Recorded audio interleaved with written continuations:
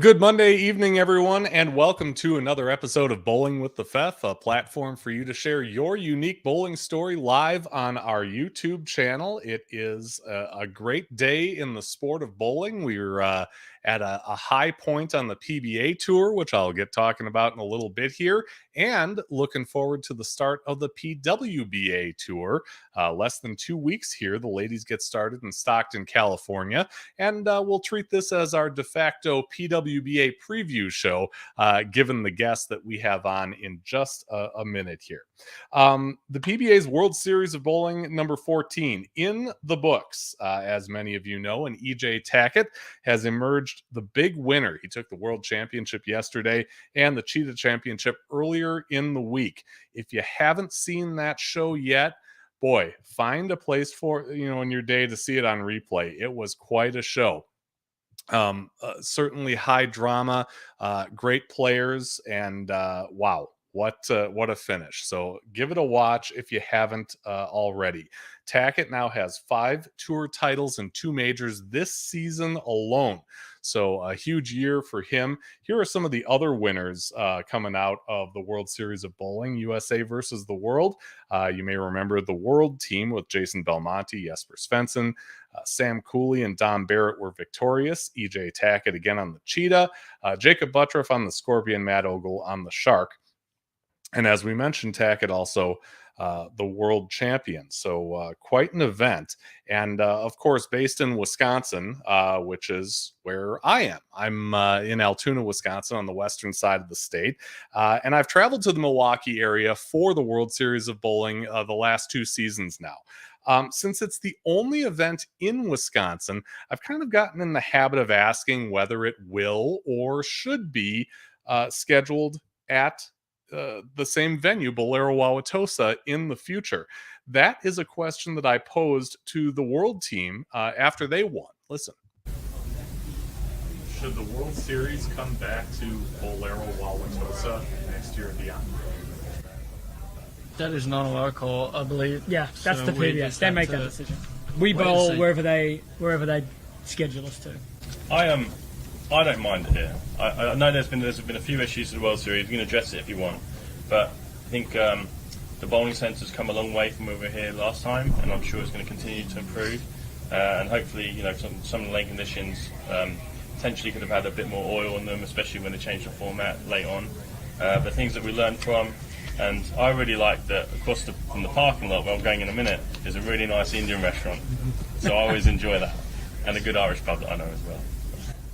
Yeah, believe me, if I had my choice, there'd be like a handful of places I'd like to go just because my ball strikes there more than anywhere else. Reno. Reno. Yeah, you like Reno. All year round. You can just go there. So I did send in a message to PBA Commissioner Tom Clark asking if they will come back to Bolero Wauwatosa next year and beyond. He told me that he can't confirm anything about the 2024 schedule just yet. The first step is securing TV time slots. So we'll find out later on whether that is part of next year's schedule or not. And if you saw the telecast, and again, if you should, if you haven't, you may have noticed that EJ Tackett's microphone cut out after he hit the strike to defeat Belmonte in the championship. Now, Tom told me in a message, because I wasn't sure what had happened, that what he thinks happened is that EJ said my expletive time, the expletive being something that he spelled out for me. It has the same first letter as my last name. And then censor at Fox hit the button a little late. So you may have noticed that his mic cut out, and that's the reasoning behind that. But again, just a tremendous event, the World Series of Bowling. If you're looking for additional content on that, take a look at the playlist on the channel. You'll find all kinds of recorded video and more coming up later this week, as I'll get to in a little bit. So as it says on the bottom, we are going to mention the results of the 2023 ITC and ISC championships. So now is the time. If you're not interested in hearing that, the telecasts are still coming up. If you want to step away from the screen, turn your volume down, close your eyes, whatever, this is your chance. And now that chance is over. Let's congratulate Wichita State and McKinney on the men's and women's side, respectively, for their ITC victories. They won it in Las Vegas this past weekend. In the singles competition, it was AJ Wolstenholme from Weber University winning on the men's side, and Paige Wagner from Wichita State winning on the women's side. So congratulations all around. Now, as I said, those telecasts are still coming up, and here's where you can catch them. They're on CBS Sports Network. All these times are central.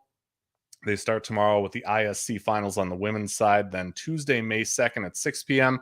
You can see the men's ISC. Women's ITC is Tuesday, May 9th at 10 p.m.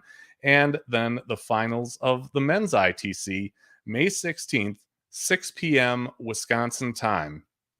And that's when you can catch all 4 of the Collegiate Championship telecasts. Looking forward to seeing all of those. They're always a great watch, at least in my opinion. Coming from the college realm, I always say that college bowling, wow, it's quite something to get into. So I hope you'll give it a watch.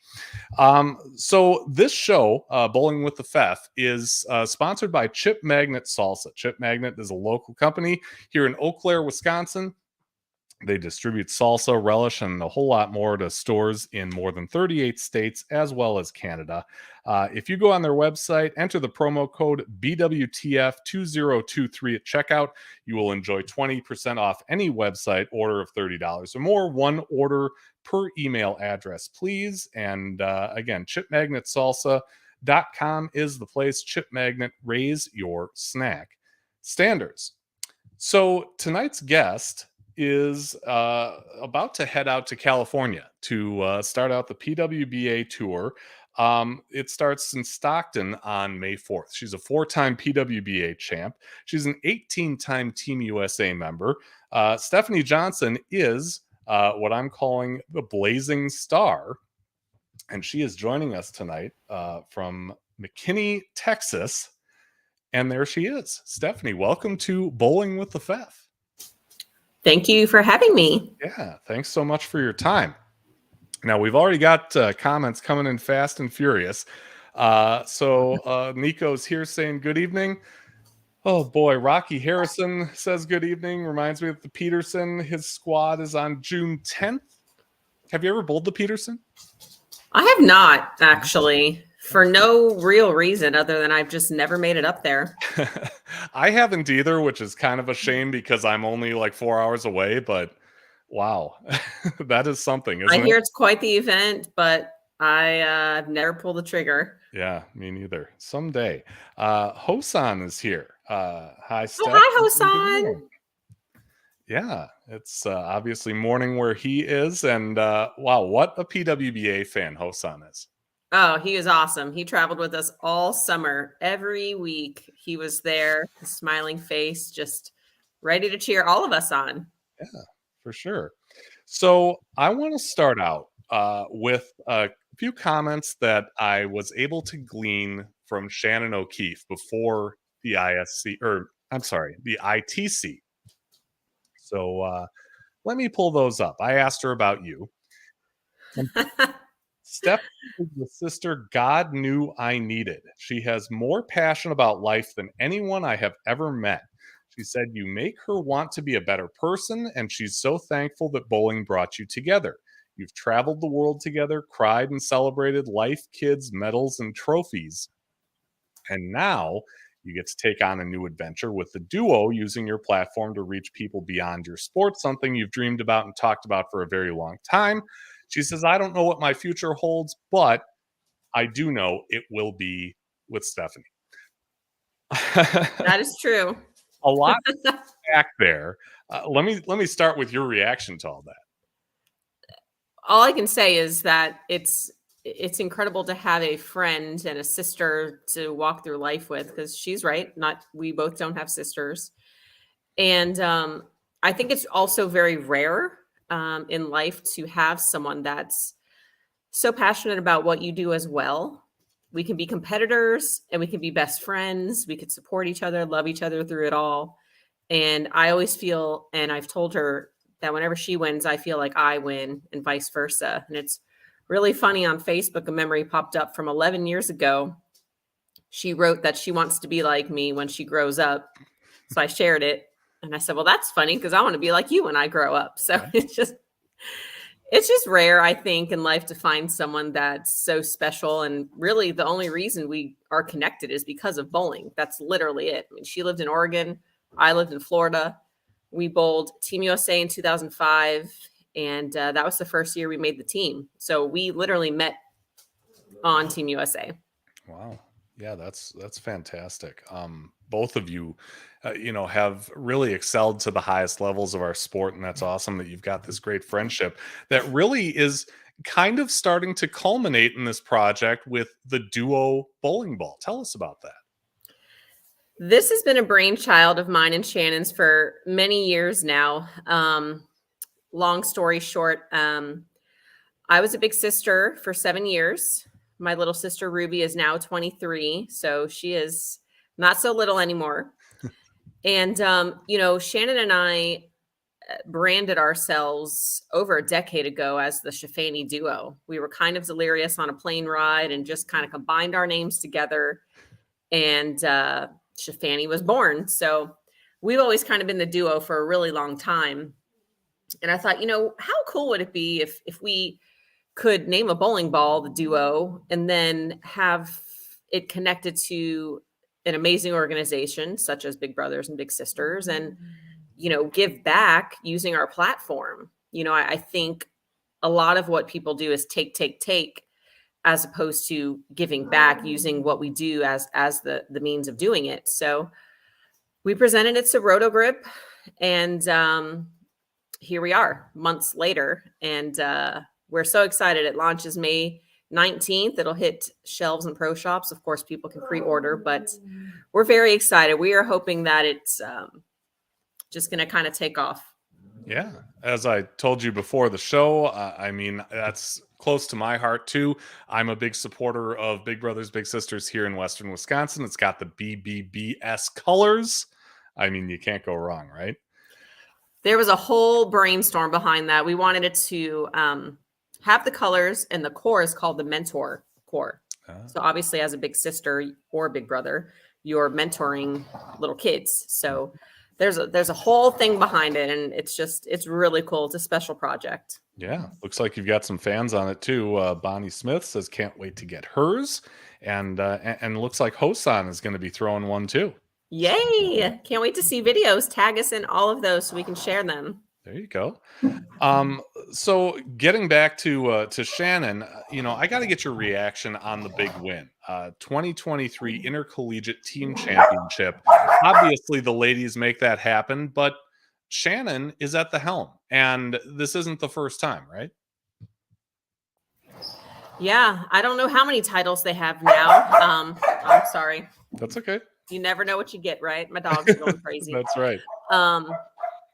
Yeah, she's just amazing what she can do, both on and off the lanes. Those girls have the best mentor, speaking of, possible. She's walked in their shoes before, so she knows what it's like to want it, to feel the adrenaline and what it's like to win, Sure. So I'm super happy for them. They are an amazing team, amazing crew. And I know they're just going to keep going and going and going. Yeah, for sure. Congratulations to them. Again, telecast coming up starting tomorrow in that regard.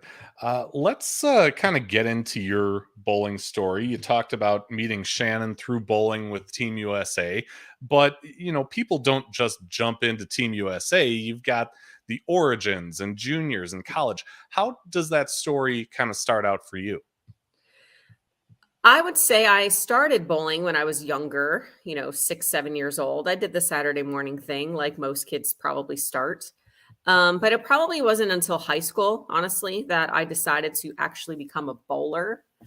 And I say that because I bowled as long as I can remember, but I didn't consider myself a bowler.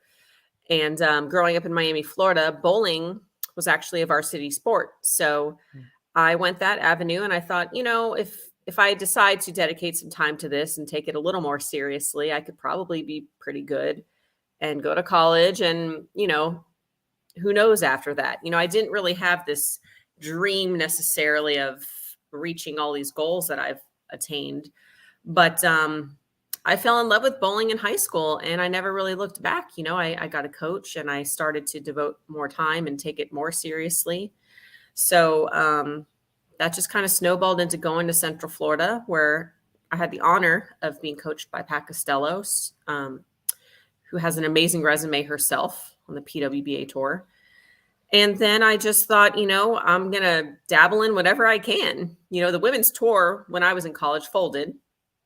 And the PBA had what was called the Women's Series tournaments. So I qualified for the 4 years they had that.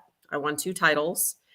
And it kind of just kept my fire going because there wasn't really anything else to bowl. So, I don't know if the tour was around, if I would have tried out for Team USA, because at the time professionals weren't allowed to participate. So I kind of looked at it as a blessing in disguise that the path that I took was the one that it was supposed to be.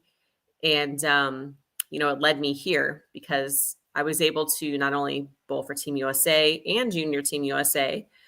And then the tour came back in 15. So I got to do both. And it was just kind of this amazing journey. And just like Shannon mentioned, got to bowl around the world, got to see some amazing places, meet people that I would never, ever know if it wasn't for bowling. So pretty safe to say, I feel like if I was stuck somewhere internationally, I could find my way to someone's house. But in a way, I feel like bowling found me. I know it may sound a little cheesy, but, I played other sports, but the longevity of it, I felt like you always kind of tap out at some point, which isn't to say you don't with bowling, but I feel like bowling specifically is a lifetime deal.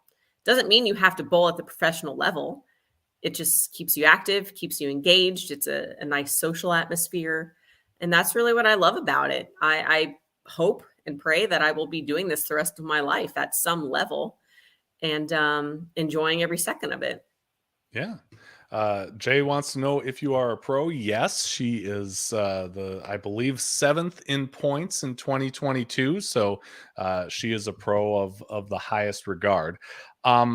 We talked, a little bit about Team USA.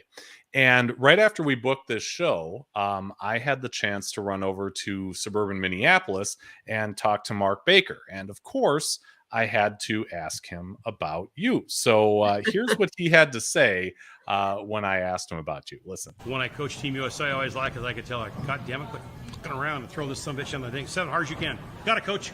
And you never worry about offending her. Yeah. She was fun. She was in. So people that are in are easy to coach. You can get a little bit in their face. You can get I'm intense. So I know some people I get a little too intense and they back off. I'm too much. She just ate it up. So I didn't work with her a lot. Great game. As a coach, what you want is you want people not afraid to throw it for the money. She's not afraid to throw it for all the money. So she would always be like, let her throw it. So I always enjoyed Stefanie. Yeah. She's a bulldog. She ain't afraid to throw it for all the money. So 37-second soundbite. He basically says that you're not afraid to throw it for the money 3 different times. How do you build up that mentality?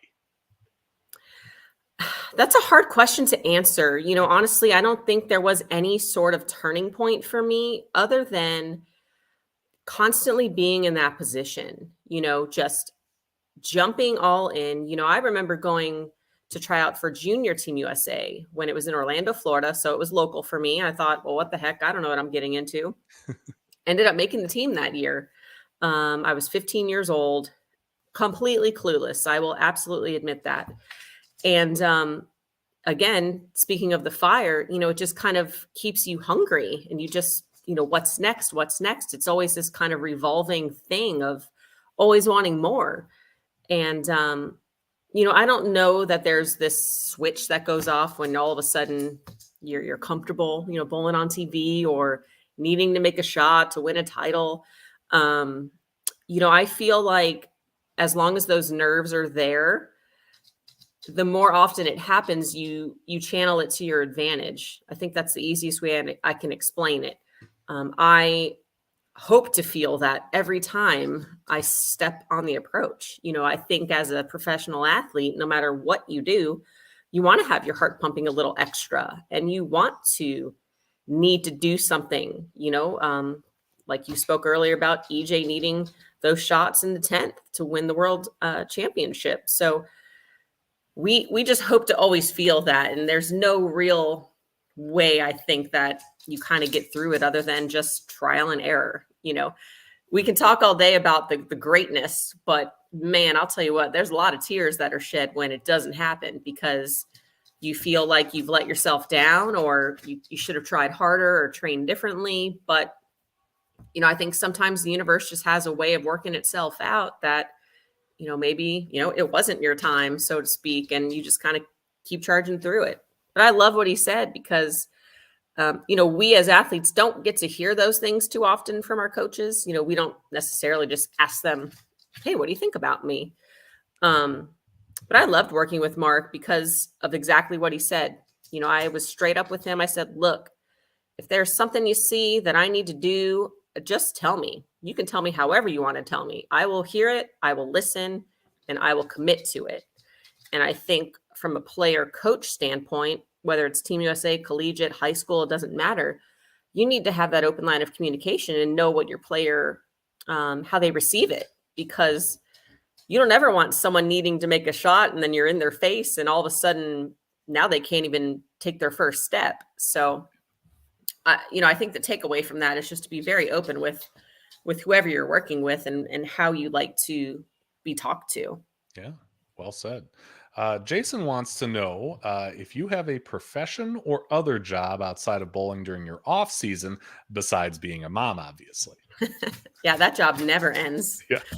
I do work for Rotogrip. I help them with some social media stuff and projects. And I do also work with Colwick, who is my jersey sponsor. I do graphic design for them and website marketing. So there's a lot of stuff that goes on behind the scenes. I don't necessarily go to work, but I'm always working. It's right here at my fingertips. So yeah, I do a lot of things. I feel like I have an entrepreneurial spirit. I'm always kind of looking for the next thing and trying to create opportunities for myself because I like the challenge of it, and I think that kind of translates to bowling in general. Just there's always something to be learned. I mean, as we speak, things are changing, oils are changing, bowling balls, lane surfaces, there's so many things. It's hard to keep up with sometimes. Yeah. I love when people ask me questions that I'm prepared for. Can we see some television footage of her? Well, I mean, there's the whole copyright thing that I'm always afraid of, but I'll give you the next best thing. This is some of Stefanie bowling at the Twin Cities Open last year. There we go. Yeah, tell my us shiny skirts. Right. Yeah, tell us about the time when you mentioned in 2015 the tour comes back, you get into these events. What was that like for you to kind of take that plunge? It was very surreal. It was kind of hard to put it into words because I had just had my son the summer before. He was born in July of 14. So I was full mom mode thinking, I'm going to go back to work and be a mom. And that was what my life was going to be, which it still very much is. However, when the tour got announced, I thought, well, if not now, never. So I have to try. I have to go out there. This has been something I've thought of for a long time. I mean, the tour was gone for 12, 13 years or so. So I just jumped all in. I have my amazing support system, my husband here, my mom. You kind of need that third person to help with the kids. I lead a different life than most of those girls. Not many of them are moms. So, they can more freely travel and not have so much going on back home necessarily as such as I do. These first few weeks on tour, my kids are still in school. So, and for someone like myself, I lose a lot of the summer with them. So it's good and bad. It's kind of stinks. Sometimes people think, oh, it's so glorious. You get to travel and do all these cool things with your friends. And I'm like, on the outside, sure, it may appear that way, but this is my job. Like, I don't take it lightly. I don't travel thinking, oh, I'm going to finish last this week and not make a check. This is what I prepare for all year. I mean, I'm in the center all the time practicing. So it's no surprise, you put in the work, but again, just because you put in the work doesn't mean it translates to success. So that's, I think, the challenging part with sport, not just bowling, just sport in general. You can bust your butt all the time and never walk away with the title, or win anything. And that's just the price we got to pay. And we kind of have to go in accepting that, right? There's going to be one winner. And if it's you, that's wonderful. If it's not, maybe it's next week. Yeah, for sure. So Jay approves. Classic, play it down the middle. That's his style. So you've got that in common. Let's see. Skip Rock Jr. says the best performance by a woman on TV was Deandra Asbeatty bowling with Brian Voss in the 2010 Don and Paula Carter mixed doubles. She was pregnant at the time too. Skip, if you go back into the channel, I believe it's right around episode 20, is with Deandra. You can see more about that win and what Brian had to say really years after the fact. So that might be worth your time to go check that out. Let's see. Rocky says they can check out footage of Steph on YouTube. Just look it up. Steph is a legit pro, one of the top women bowlers in the world. Well, I appreciate that. Yeah. Let me get to some more comments about you that I've kind of gathered up here. You mentioned, it's kind of a thing where you leave your family. But you're in kind of a neat situation where your husband is also a bowler and he bowled on tour too. Am I right? Correct. He did bowl on the men's tour for a couple of years. Okay. So while I was in Milwaukee, I sat down with Randy Peterson, who said that he knows your husband a little bit better than he knows you. But, Randy's a talker and he had plenty to say about you too. So here's a little from him. The one thing that stands out for me about Stefanie Johnson is how fierce a competitor she is. I mean, like, oh crap, like she scares me. She is as fierce and as fiery as any PWBA player I've ever seen. And there may be a lot that are the same way on the inside, and she's that way on the inside and the outside. Like, she scares me. She's very, very competitive, and I think that tenacity is really, really good. I would think that tenacity works to your advantage more than it works to your detriment, because that's how you are and you've been successful. Yeah. I mean, that's it's authentic. Okay. Yeah, I was gonna say, that's you, right? It's 1,000% me. I'm very outspoken, not in a bad way. I'm just very fierce is a good word. Fearless is probably a better word. Because you know what? I just have no fear. Whatever's going to happen is going to happen, and I'm going to give it my all. And everybody knows that if I'm bringing it, it's going to be pretty intense. A lot of my teammates on Team USA have commented that when we compete together, they're glad I'm on their side, because it's a little intimidating to bowl against me because they just kind of know the intensity that comes along with it. But, I also think it's fair to say that you have to be true to yourself, right? I mean, and that's just who I am. It's not fake or this show. It just comes out, and, the raw emotion, I think, as any professional athlete in any sport, I mean, you see it across the board with wins and defeats. It's raw. So very much like what happened with EJ the other day, it is what it is, right? Sometimes you're in the moment, you can't control it necessarily, and things just happen, things get said, and it's more about them than it is the other person, Sure. BSJ83 mentions that both you and Chris won Rookie of the Year on your respective tours. I can't imagine there are many married couples that can lay claim to that. We're the only married couple that have both won Rookie of the Year. Wow. So I think that's a really cool statistic. Not many people know that, but yeah, pretty awesome. I think that's probably one of my most proud accomplishments because it's the culmination of my entire rookie season, jumping into the women's tour. And you could argue it was the hardest rookie year because we were all rookies, with the exception of a handful of the ladies that had bowled on the previous tour.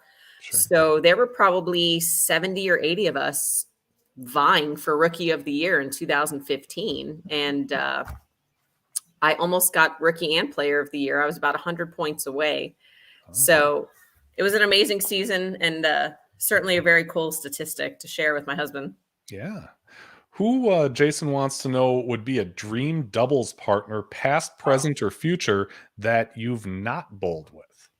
Oh, gosh. Wasn't ready for that question. I mean, if it's a female, it's 100% either Shannon O'Keefe, who I've obviously had the opportunity to bowl with and win with. Mhm. And I would have to go with Carolyn Doran-Ballard. You know, I grew up watching her bowl, basically making this show every week, it seemed like. And she has that fierce tenacity type of attitude. And I just was like, wow, I want to be like her when I grow up, you know? Yeah. And it's funny because bowling is such a small world in that regard, where I would call it the 6 degrees of Kevin Bacon, where we all know everybody that knows you, you know? So I just think it's really cool that bowling is the core of what connects us. Yeah.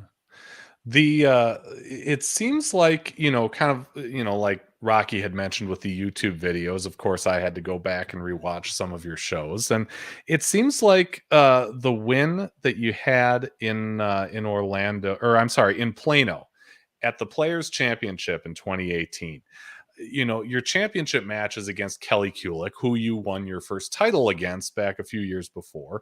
Yeah. It's in your home center. It's a tighter match. You needed to mark in the 10th. You get that hit on the first ball. It looked like it really kind of got you in the feels. What made that one so special? Oh, gosh. Well, I had been on the #1 seed on a couple shows and did not have success. So, people think, oh, you only get to bowl one game. Well, sometimes it doesn't work to your advantage. Yeah. And, having it at my home center, basically in front of the hometown crowd. I mean, everybody there knows me and my family. That was, I think, what made it extra special, because they were there live to see how it goes. My husband's aware of it, but my family is most certainly not. They can watch it on TV, but being there in the moment is completely different. And it was kind of full circle because, oddly enough, Shannon was commentating on the show. Yeah. And Clara was the sideline reporter, who are two of my best friends. So it was very surreal to be in that position. And then, of course, facing Kelly once again for a title. Again, another amazing female athlete that I looked up to and can call my teammate. So that just made it extra special. And then, of course, it was my first major. So nothing really compares to that. Yeah. I remember, as I'm rewatching this, your interview in the post game, where you say that you hope this is kind of something that drives your children and that they're proud of you, kind of years after the fact. I see you've posted on social that at least one of them is bowling, right? Are they both? So they both bowl. Again, going back to what I said earlier, they both bowl. They are not bowlers. But, I definitely made a pact with Chris that when we had kids, that even as big as bowling is in our lives, that they're most certainly going to be exposed to it. That's inevitable, which isn't to say they're going to have to do it. I don't ever want to be that parent that makes my child do something. So right now we're dabbling in the Saturday morning league for next season, which is kind of fun.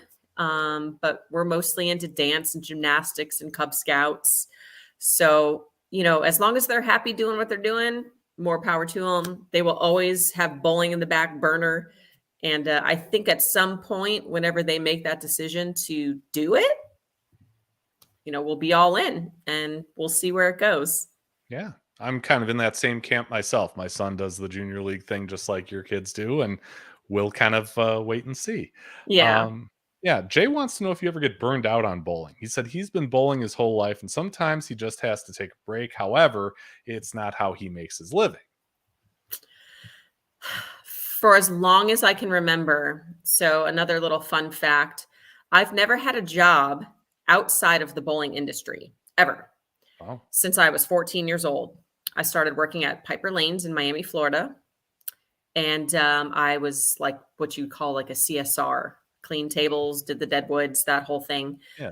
Just for free bowling, just so I could bowl. So I would go work, and then I could go practice and bowl.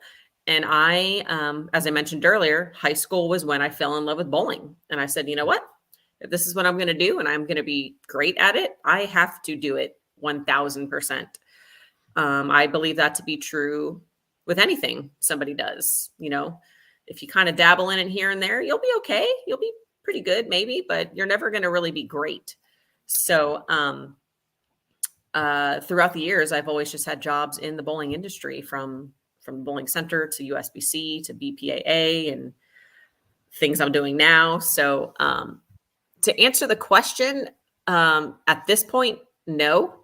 I genuinely can sit here and tell you that I love bowling. I love everything about it. I've now been giving lessons and coaching for about 2 years, and that has fulfilled my heart with such joy because I see the payoff. When people come back up to me and say, wow, I just bowled my first 600, or this and this happened, and you're so great, and just whatever it is, it just makes me really happy that all these years that people helped me along my journey, I can kind of pay forward to them. Yeah, for sure.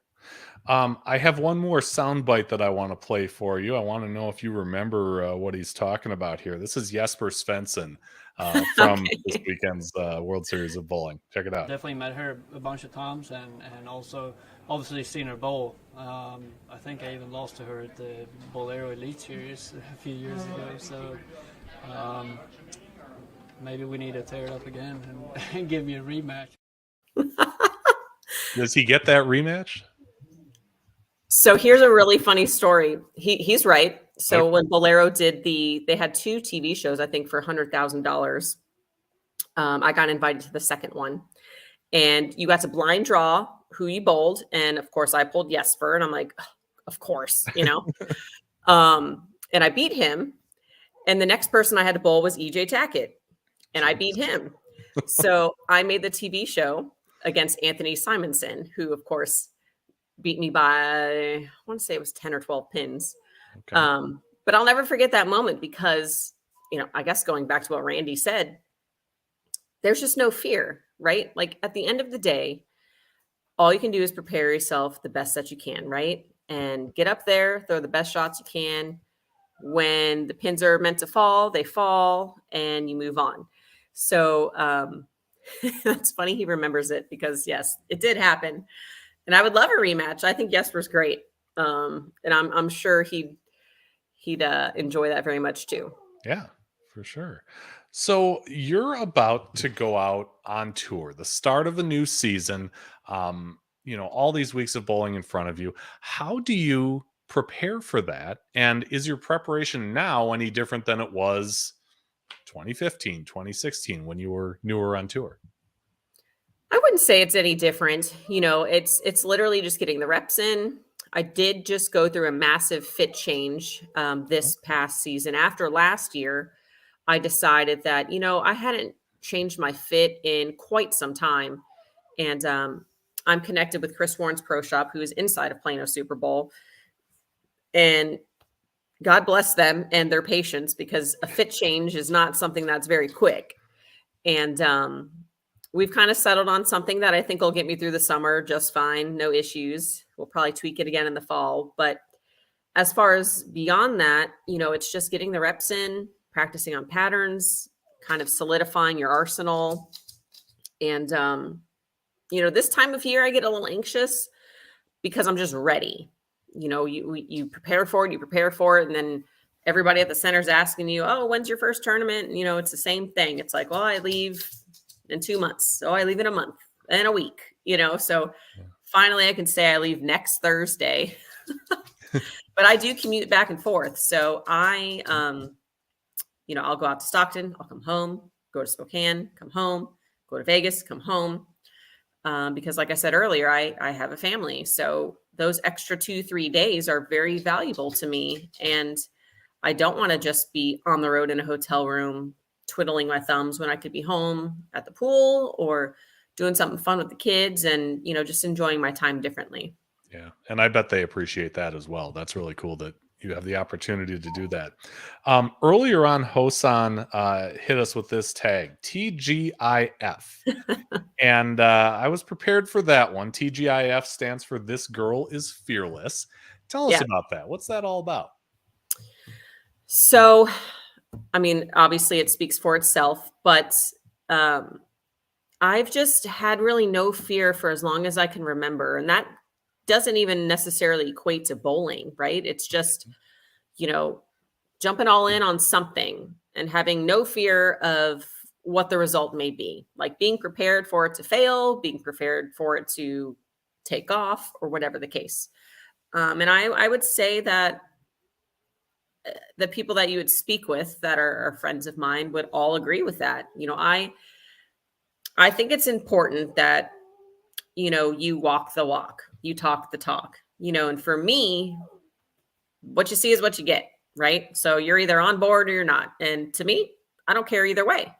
So, and I think that's what Shannon kind of said, like it attracts people because maybe, I have something they don't, and very much like how Shannon and I kind of connect in that way.